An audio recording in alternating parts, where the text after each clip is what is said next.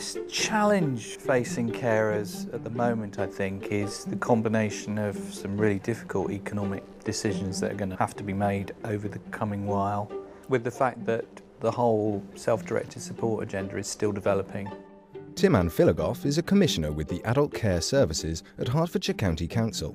Today he's meeting with the team to discuss home care quality monitoring. So there's another issue also about carers, and I'm talking about family carers, of course, that if carers need to go out to work in the morning, it's really critical that the home care is delivered at the time that's been agreed. That doesn't always transpire in terms of delivery. And so we do try to say to home care agencies, please flag up these carers. It is another commitment. With a budget of £3.5 million, Tim is responsible for ensuring the council delivers a quality service to both service users and carers. I think there's some tensions in there, and if personalisation works the way it should, people will have much more of that sense that they're in control.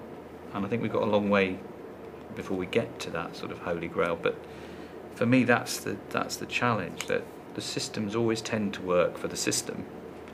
And very much everything we've been talking about is how you try and remind the system that actually the purpose of it is to help this person get the best service they possibly can. And there was just one other thing I thought of, because I've had an email back this morning. With the introduction of self-directed support through direct payments, it's Tim's job to look at how services can be best delivered to meet individual needs.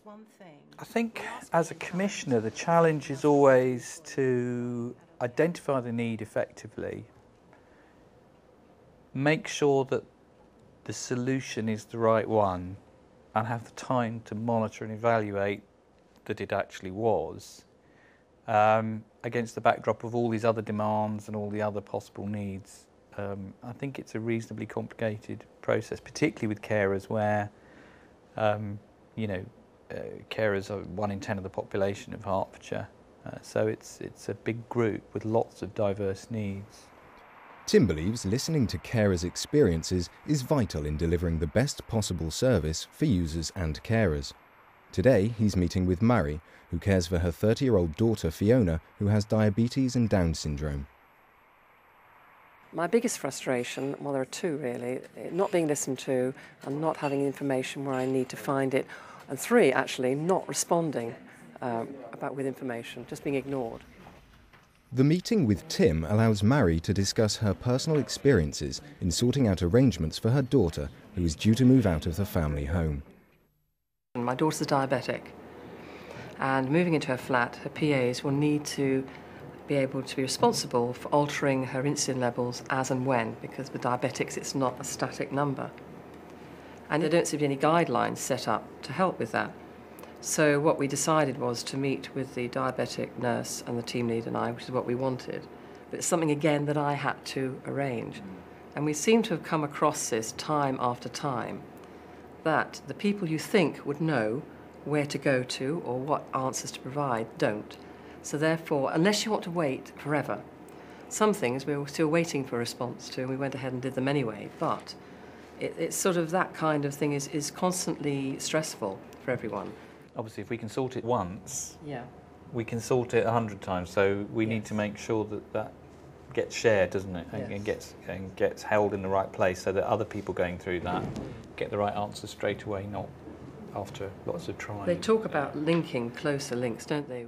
I think the benefits of the personalisation agenda for carers are thinking about what it's actually like to be the person using the service or the carer. Both have to be done carefully and properly. And if you don't get that initial assessment, that initial conversation with people about what their lives are like, what they want their lives to be like, the rest is just process again.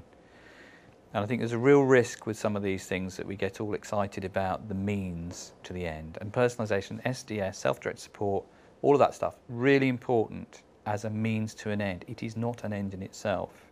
So it's all about sort of thinking and getting someone to think not just what's the right thing to do, but let's think in a creative way. So if you have someone, like we've met a new line manager who we're very impressed with, who at the review brought it all back to Fiona. It really focused on Fiona, and the whole process was much less stressful than we thought it was going to be.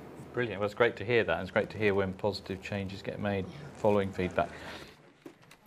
The department has received beacon status for its work with carers, and it continues to champion their needs in a challenging economic climate. Is that we go back to this view that care is a kind of bolt-on thing that you can sort out if you've got time and money, but otherwise just concentrate on the service user. Hopefully the last 10, 15 years we've established that that is an absolutely crazy idea, and it's really important to support the carer because they're doing most of what's happening anyway.